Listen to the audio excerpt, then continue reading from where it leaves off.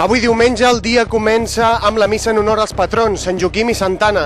Nosaltres, de totes maneres, ens en anem a Sa Palomera a veure com munten els pirotècnics.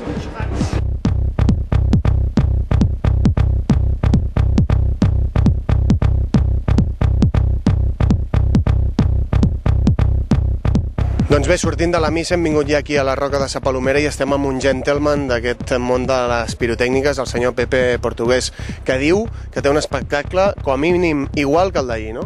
Pues sí, no diguem millor perquè encara no se sap, però jo crec que la gent quedarà contenta amb el que veurà avui.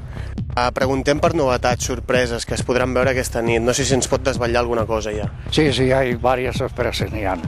Tenim unes coses que a nit no se tiraren i tenim uns grupos que tampoc se tiraren. Entonces creiem que farà efecte tot el que a nit no se tirà.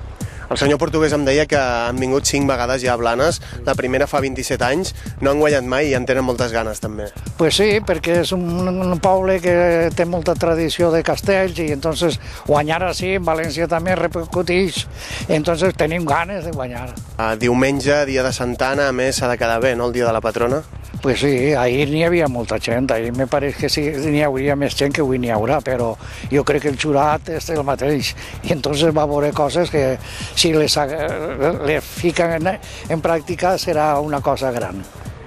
Com sempre, m'imagino que siguent petards valencians, petaran fort. Sí, tot el que n'hi ha per petar, peta, i n'hi ha a muntoses per petar. N'hi ha grupos de molt de tro, molt de sonido.